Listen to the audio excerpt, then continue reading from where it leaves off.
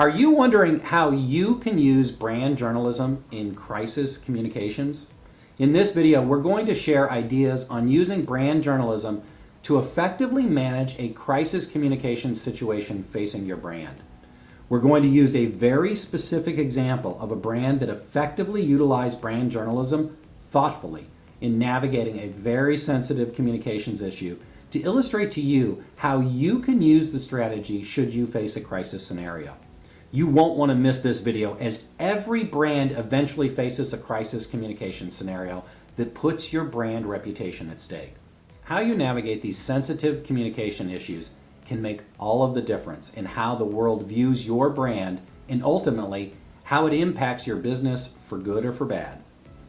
Brand journalism is a tool that all brands should be using in their daily communication portfolio, and it's an essential tool for navigating crisis communication scenarios. So stick around until the end as we cover brand journalism for dummies, using brand journalism in crisis communications.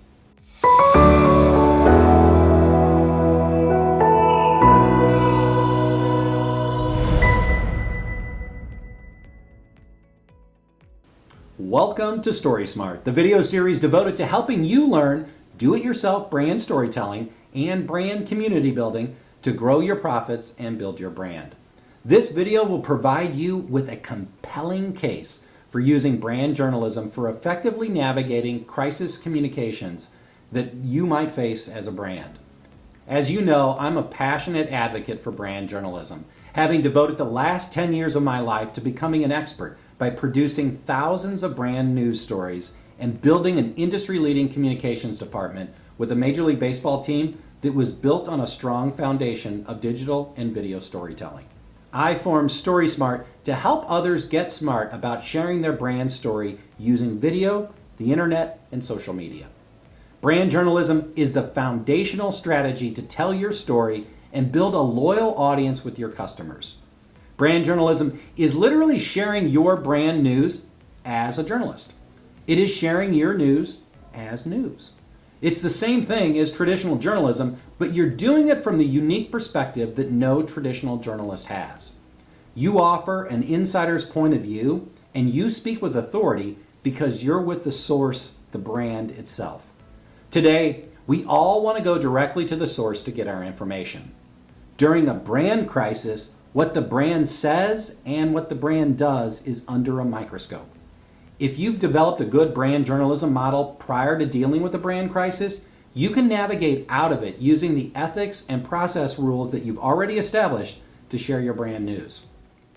Now, Wikipedia defines crisis communications as a subspecialty of public relations that is designed to protect and defend an individual, a company, or an organization facing a public challenge to its reputation.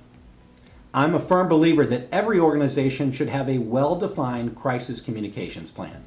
When I developed the communications department for the St. Louis Cardinals, I was an advocate for developing the team's crisis communications plan. Every organization should have both a crisis plan and a crisis communications plan. It's important to realize that it isn't just a reaction plan. It's about being proactive, putting preventative measures in place in anticipation of a crisis. How you respond to and manage a situation has the potential to define your reputation going forward. Quickly recognizing that you're facing a crisis scenario is absolutely key. Getting a hold of all of the facts and information is also extremely important. Most importantly, getting the management or decision-making team in place is absolutely essential. While this video isn't a scoop to nuts on crisis communication management, it is designed to help illustrate how you could and should use brand journalism to navigate any scenario. In a crisis scenario, the dissemination of crisis messages to both internal and external audiences is essential. The real value of brand journalism is that you control your message. You define your narrative. You also communicate directly with your audience, unfiltered by a third party, who will undoubtedly put their spin on things, filtering through their own unique point of view. They're human beings. That's what they do. The best case scenario is literally catching wind of a looming crisis and being preemptive. Brand journalism affords you the type of transparency that allows you to control your narrative so the resulting media coverage is more likely to contain accurate, fairly balanced information. Please know with this video that I am not saying you exclusively use brand journalism and exclude traditional journalists. That is a bad idea. It will not work. I am saying use brand journalism. Use it to define the facts and get your message out unfiltered. If done right, you can own your mistakes, responding in an empathetic human way.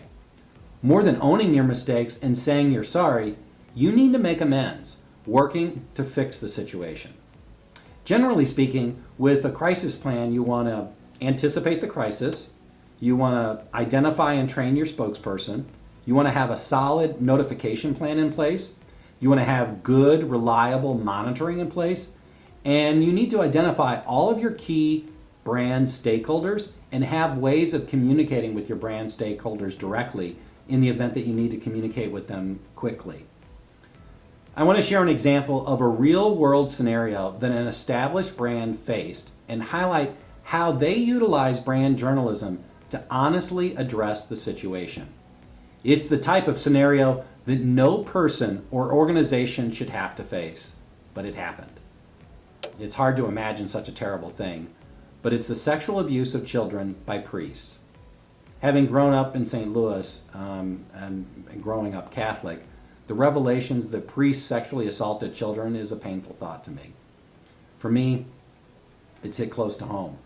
Years ago, I learned that a priest that helped train me to be an altar boy when I was growing up had admitted to assaulting children and was not only defrocked, but also excommunicated from the church, in addition to facing criminal charges. It's one of those things that test your faith.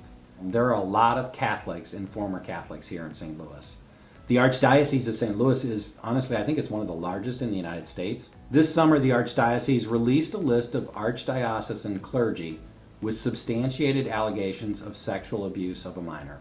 I want to preface all of my comments by saying I'm not offering my personal point of view on how the church handled the underlying situation. I'm not doing that at all.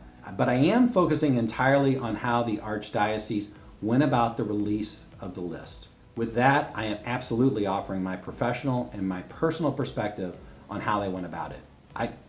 Candidly, I respect the approach that the communications team with the Archdiocese took in releasing the information. I think they did a great job of communicating a very difficult topic in a respectful, compassionate, and honest way. I was on vacation with my family when the news broke. I was able to read the accounts on the Post-Dispatch webpage on my cell phone. When I arrived home, I'm going to grab this thing here. This was in my mailbox when I arrived home, and it was in the mailbox of 150,000 other households, Catholic households in St. Louis. It's an 8-page special edition of the St. Louis Review. The St. Louis Review is an excellent example of brand journalism on a weekly basis. They publish a newspaper and have for years, since I was a child. I've read the review since I was a child. Anyway, the Archdiocese published the list of archdiocesan clergy with substantiated allegations of sexual abuse of a minor. The information was published on the website, the Archdiocesan website, and this special edition, as I mentioned, was mailed to 150,000 households. In addition to publishing the names, the Archdiocese wanted to inform Catholics of the actions that the Church has taken in response to prevent future abuse. The review publication included a letter from Archbishop Carlson. It also included thoughts about how to talk to your children about the news, information on how to report abuse, resources to get help for victims, details about details about the independent third-party investigation, and also efforts underway with seminarians to foster a healthy environment, and a lot of other important information. In addition to this special publication, the Archdiocese released a video from Archbishop Carlson. In the video, the Archbishop says that, and I'm quoting here, "This kind of honesty on our part is one important step in the long process of healing, and we're committed to that healing." The Archbishop goes on to explain how a third-party, independent body conducted the investigation. The group was comprised of former FBI and law enforcement officials. The list ultimately was shared by the Archdiocese with the Attorney General's office. The video is a good example of managing the release of information through a brand spokesperson. In this case, the Archbishop is the best spokesperson for the Archdiocese, as he is the leader of the Archdiocese. Instead of having a traditional journalist filter his words through their lens, it's literally the Archbishop directly communicating unfiltered. It's the kind of transparency that builds trust. The communications team with the Archdiocese did an excellent job with a difficult situation.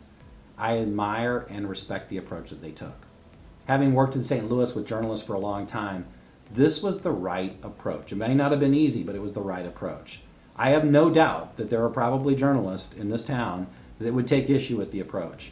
But having been on the other side, I've witnessed and personally experienced biased and sloppy reporting. Our daily newspaper in this town, in particular, has really gone down in quality over the years. Brand journalism is one of the few tools you have to keep traditional journalists honest. The fact is that people have choices on where they get their information.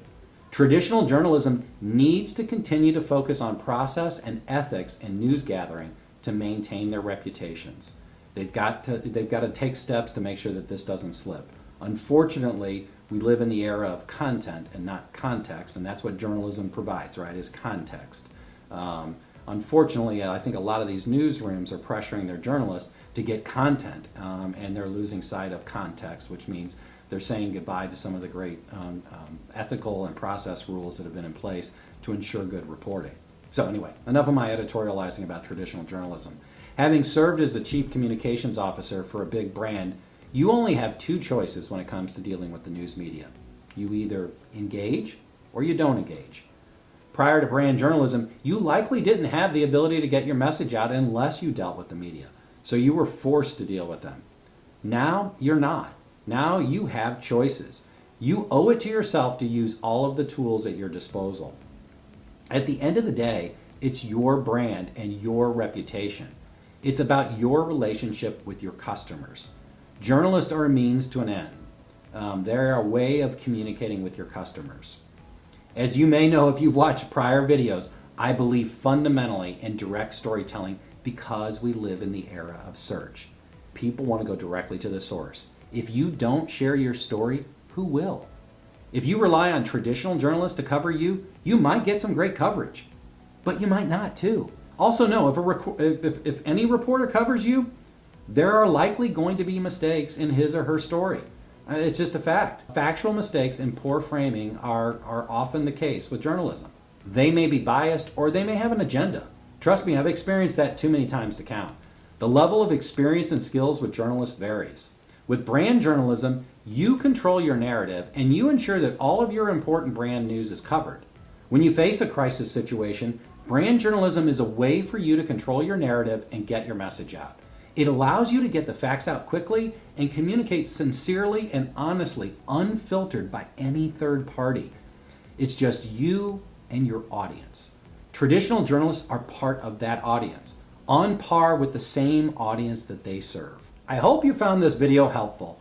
If you like what you saw, please let me know. If you don't like what you saw, let me know that too. I'd love to hear your comments. Also, if this was helpful, please consider hitting that subscribe button and joining us for future videos. We're doing a full series of Brand Journalism for Dummies videos to help you implement the single most important technique that all brands should master to share their story directly with their customers. My friends, you should get in the game with video storytelling by starting with brand journalism. You have a perspective on your brand that no one else has. Your customers expect you to be sharing your story with them. They crave information and they want to go directly to the source for that information. You owe it to your customers to share your news directly with them. You can do it, and I'm here to help. Until next time, stay story smart.